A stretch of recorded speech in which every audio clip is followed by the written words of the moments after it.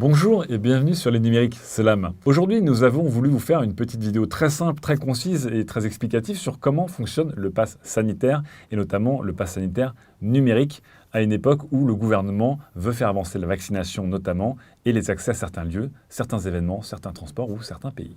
Voici donc notre petit guide pour télécharger et remplir votre pass sanitaire numérique et voir s'il existe aussi des limites. C'est parti.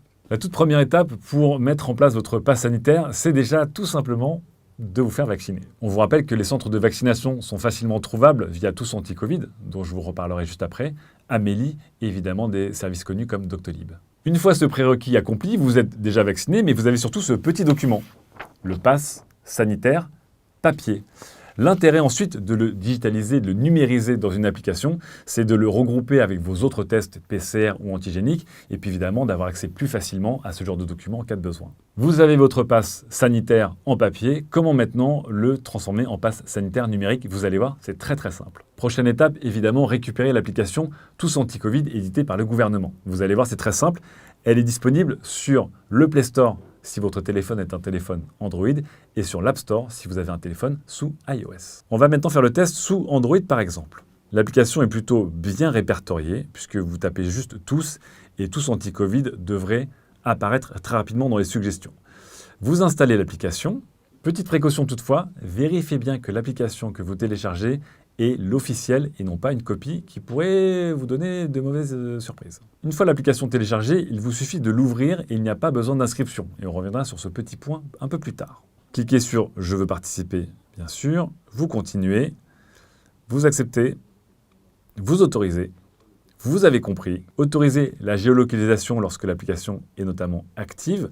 Vous pouvez également activer le Bluetooth pour vous connecter aux autres utilisateurs de l'application et former une sorte de grande grille pour savoir où se trouvent les clusters et où se trouvent les personnes peut-être à risque. Vous pouvez également activer les notifications pour être averti si vous avez été en contact ou proche d'une personne à risque ou positive.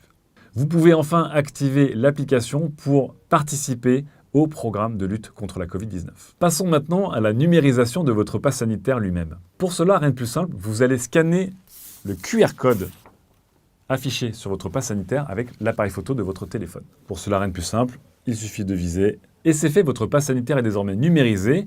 On voit même une petite indication lorsque votre vaccination sera arrivée au maximum de son efficacité. Votre pass sanitaire désormais numérisé, il est très facile à retrouver dans la section Mon carnet et Mes certificats. Le code est désormais disponible pour le faire scanner là où vous en avez besoin. Vous l'aurez vu, l'opération est plutôt simple et surtout très pratique, donc n'hésitez pas à numériser dès que vous pouvez votre pass sanitaire et le présenter partout où vous allez. Avant de terminer cette vidéo, deux petites précisions. La première, comme vous ne rentrez pas de compte, vous ne créez pas de compte sur Tous Anti-Covid, en cas de perte de téléphone ou de changement d'appareil, votre pass sera lié à votre téléphone et disparaîtra en tant que tel. Il faudra donc recommencer l'opération sur votre nouvel appareil en cas de besoin. Deuxième précision, et non des moindres, il est possible de scanner quasiment à l'infini ces QR codes. Ils ne sont pas à usage unique. Donc faites attention puisque d'autres personnes pourraient utiliser votre pass sanitaire dans leur application, dans leur téléphone.